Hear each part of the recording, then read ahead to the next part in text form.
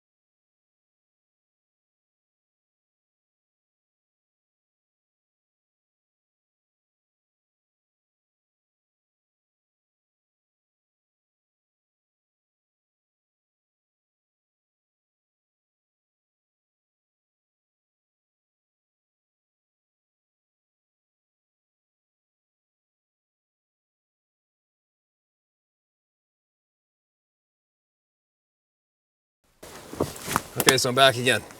And, getting kind of tired. I've been up pretty early, running around the mountains around home here. Setting out all my trail cameras and stuff and seeing what's running around. And getting my game on. In the meantime, the emails I've been receiving have been off the charts as usual. There's so many stories getting sent into me from people, so many different people getting a hold of me. People that many of you know of for sure. And it's quite interesting what's been going down.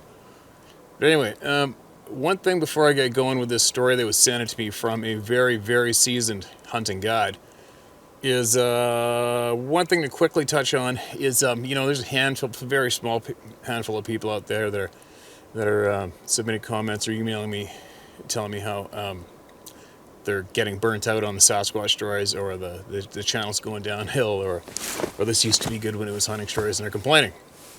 And just a quick note for you small amount of complainers out there, so you know, I never invited you or anybody else here to begin with, okay? Keep that in mind. And aside from that, also keep note that just that camera I'm looking at right now costs $10,000, okay? 10 grand. And the custom-built computer built specifically for editing video content for this and for our apps, that sucker costs over $4,000. And then not to mention the multiple hours, bush plane flights, traveling time, editing time, filming time. It all adds up, and not one of you people watching any of those videos on this YouTube channel have paid 2 cents or even half a cent for any of this content, okay? And I'm not complaining for 1 second, but I'm just letting some of the, there's a handful of you out there that seem to feel the need to voice your displeasure with some of the content I'm sharing. And if you don't like it, you know what to do, okay? Nobody asked you to come here, and nobody asked you to watch any of these videos. And if you don't have an interest in the video, the title will let you know well ahead of time before you hit play, okay? So just skip to the next video or come back when you see a hunt story come up, or a different flavor of content, because it will be mixed up. It does get mixed up, obviously, but everything takes time and everything takes money as well, and that's money I'm not asking anybody for. One of my big motivators for doing what I'm doing, it isn't to get people to accept the fact about these damn things running around the forest. I couldn't give a shit a rat's ass who accepts these things as real or not. That's not my motivation. But the fact is there is literally thousands of people who have encounters with these things, and they're not going to go away. It's not going to stop because it's happening, and it's very, very real. And one of the things that I am absolutely tired with, and I've had up to the nuts with, like I've said previously, you've heard me say it before, is the good, hardworking, honest people of our communities. They're the pillars of our communities getting discredited, attacked, and laughed at. And I don't give a shit where you are, where your community is, where your country is. If you are dumb enough to absolutely laugh out loud at, scoff at, or humiliate a good, solid, hardworking, honest person, you are an idiot, and you are nothing, and you don't count. How could you ever count? You don't, okay? Now, listen to me. It doesn't matter what the topic is. if you have somebody with expertise in a certain field look you square in the eye and tell you an honest fact of what they saw, experienced, or know, if you don't listen to them, well, who are you going to listen to? What do you got? Who do you got? Who do you have? If you can't trust a true expert in your community, you're lost. You're an absolute lost soul. It's. I don't even know how to put it in words how this makes me feel. It's very frustrating for me. It's frustrating for me to see it being so common for so many individuals that they automatically cannot trust a true stand-up pillar of their community when it comes to sharing true facts with them. It's mind-boggling. It's like, how stupid can you be? You know what I mean? Like, I don't know. I'm going to figure out how to correct this for sure. But in the meantime, I think we'll just start off with, first off, is standing behind the good people, standing behind the true experts, standing behind the people with knowledge, and standing behind the people that have these honest experiences and go out of their way to share them with the rest of the community, because we need these people. We need to have their back, because one day you're gonna need somebody to have your back, and who are you gonna turn to? If you can't trust anybody and you treat everybody like shit, who are you gonna have to support you when one day you might need it? You better start thinking about that one. But anyway, so I have a story here. It kind of strikes home with me a little bit, a little more than some of the other ones, because of the man that sent this story into me is a fellow lifelong outdoorsman and hunting guide. And if there's anyone that if there's anybody that we should listen to, it's this guy right here and many other people like him. This is who we listen to. Okay? This is who we listen to. This is who we trust. And that's all there is to it. I've never met this guy. I don't have to. But I'm definitely going to share a story, and you should listen to this. And I would not for one half of a heartbeat think that this man got up in the morning, decided to make this up, and email it to me. Not a chance in hell. If I had to stake my life on it, this man's telling us the truth, and this is what happened, and these are the facts. And I'm going to share them with you today. All right? Make of it what you will. For the people who are truly honest, for the people that are truly interested in this topic, you'll find this interesting. For the people who aren't interested in this topic, well, just hit stop play and cruise away. Okay? And instead of watching my ugly mug read this, I think what I might do is pan out to a handful of sites around here where I go and where I frequent, and maybe possibly a few sites and views from areas that I've frequented in the past in my home province, and actually out of state and out of province as well. So here we go. Steve, like you, I'm a very seasoned big game guide, 25 years now. I own and operate a 9,600 acre working ranch in southwest Colorado, guided elk and mule deer hunts on site. I had a client sitting with me overlooking some quakies, glassed a few bulls over. From us to the dark timber was ranged at 34 yards using a Leica rangefinder. We had a 50 to 70 pound large rock thrown uphill at us. It literally landed less than a few feet from where we were sitting. Yes, uphill. We both saw the boulder coming up and over the oak brush at us. Never saw nor heard anything but branches snap. I picked up the boulder, gave it my best toss back downhill. It landed less than 10 feet from my position. My client quickly gathered up his pack and rifle and said, and I quote, "Get me the fuck out of here." Once back at camp, he quickly gathered his belongings and left. This is one of several incidents on a ranch. I don't give a rat's ass what anyone believes or not, but when a client that has booked the past 7 years with you says, "Fuck hunting, I'm out," that says a lot considering the dollars he paid to be there. I know exactly what's on this ranch. I was born and raised on it. I guide full-time for mountain lion, mule deer, elk, and bear. This was no human, no fucking bear, and no other critter. There's only one explanation. In 2016, I had a spike camp tour to shit. I found 19-inch bear footprints all around camp. It twisted a Cabela's canvas outfitter tent into a small pile of trash. The aluminum poles were twisted up like it was wringing out a washcloth. The stove was smashed nearly flat. Later that night, cleaning up the shit show, it was well after dark. I had a one-man pack tent in my saddle box. I set up camp for the night with the trusty 300 Ultra ready to go. I got one of those rifles too, and I'm pretty sure that should do the job. I was exhausted from an all-day ride in and cleaning up the demolished camp. With a large fire going, I settled in for what I knew was going to be an unnerving night. To my dismay, the only thing that happened was a series of very unusual vocalizations, not human and not animal. Just a chatter-type vocalization at times, was both calm and deep, but more aggressive by the end. Not one single sighting happened that night. Absolutely fucking beyond my grasp. And there you go. And there you go. And there's another one. Right? And another one.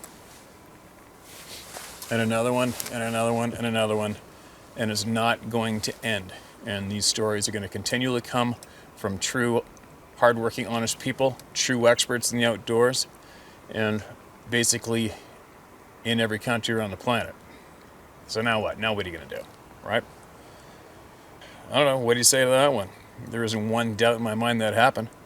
And it's happened, I don't know how many times to how many other people. And it's not going to stop happening, you know? But once again, we're going to get into this a little more deeper later on. But, you know, the mystery's been solved. Like I said, these things have been proven to be here. They do exist. They're here. They're among us. They are whatever they are. And if you keep mimicking what the people on TV are doing, and if you keep mimicking the Bigfoot, Sasquatch researcher groups, the communities, you are going to get nowhere. All right? You're going to get nowhere. If you want to make headway on this topic, what you have to do is direct your energy at finding out why we aren't informed about these things. That will answer everything for you. But until you start directing your energy there, you're not going to go anywhere. Okay? We've had a couple generations of people now doing the exact same thing I've already mentioned before, and these people are sadly dying without the answers provided for them. Maybe some of them did pick up the answers, you never know, I don't know, but I will guarantee you that specifically focusing on these Sasquatch beings themselves isn't going to get you nothing. It's going to get the exact same thing that everybody else is getting. Footprints, recordings, sightings, screams, getting scared, stuff thrown at them. That's all you're going to get. That's all you can get from these things. You have to start digging deeper and ask the questions that aren't being asked and push for the issues that aren't being pursued, okay? And that is, why are we not being informed about these things? and again, we'll get into that a little deeper later. So there you go. There's another story I shared for fellow hunting guide. And you know, what does a professional hunting guide have to lose by sharing these stories? If potentially, if anything, they've got everything to lose, right? They've got their income to lose, their reputation, and for a hunting guide to make up one of these stories, you'd have to be an absolute psychopath, right? So anyway, there you go. There's another one. And what am I doing right now? I just started my day one of, I don't know, I possibly will be hunting the next 49 days straight, possibly. Every single day solo in the Sea to Sky area, the coastal mountains of British Columbia. I will be in the forest in the dark and leaving in the dark solo until I get my goal smashed. And then after that, during this time as well, it's heads up, I confirmed I'm going to do a 2.5 hour radio show in mid-November in the evening, live. That should be interesting. I don't know what they want to talk to me about, but I guess we're going to find out. And I'll let you guys know who that is later. And what else am I doing? I think I'm going down to Georgia to do a couple nights talking to a room full of people in the springtime for turkey season. And again, I don't know if there's going to be seats left there, but I'll let you know when it's a little more getting down to the line about that one. And I've got podcast invites coming out of my frickin' yin-yang. I guess I'll start hitting those and start talking to people. Start to talk some common sense into more people and use these avenues to do it. I've had so many people get a hold of me. Executives from Netflix get a hold of me. People with TV shows have been trying to get a hold of me.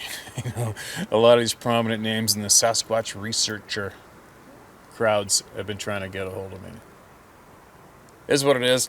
I don't know if I got very much I can offer up to these groups of people, to be honest, because I'm just not in those circles. I'm not in that mindset, and I'm not I don't have any enthusiasm in promoting anyone who promotes themselves to make $1 off this topic. You know, I just don't. There's enough of you out there doing it, and if you can do it, all the power to you. We all got to make a living.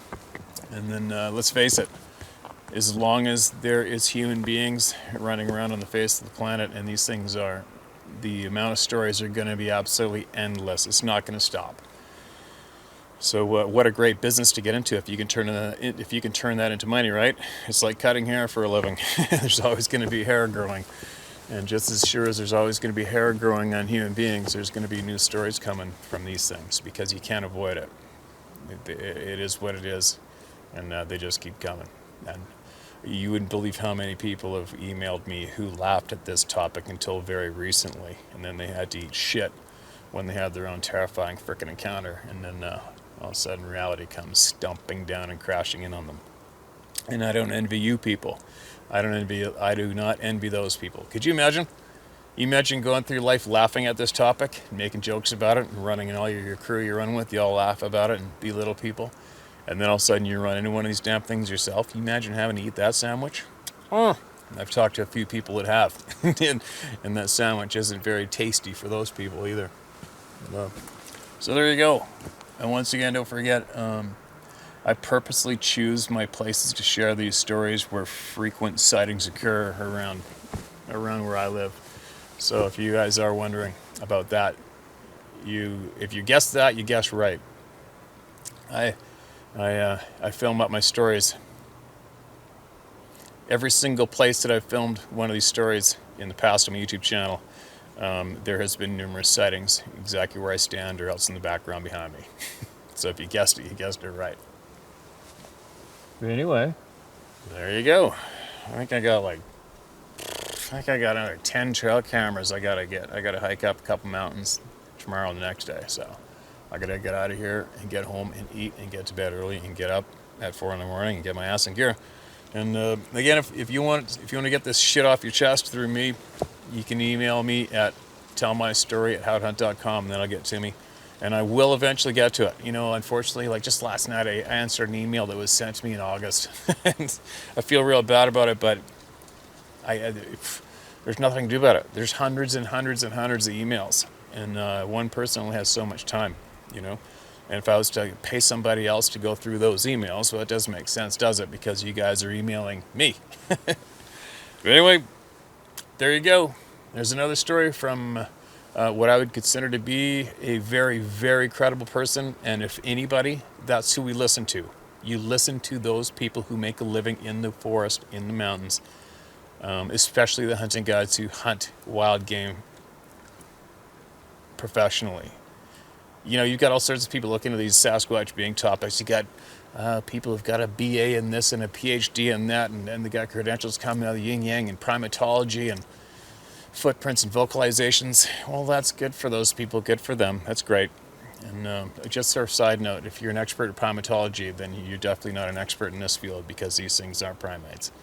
But anyway, who would I listen to? I would listen to the people that work full-time in the mountains and the forest. That's who you listen to when it comes to these damn things. They know what animals sound like. They know the habits of all the wild game, where everything goes, where everything fits.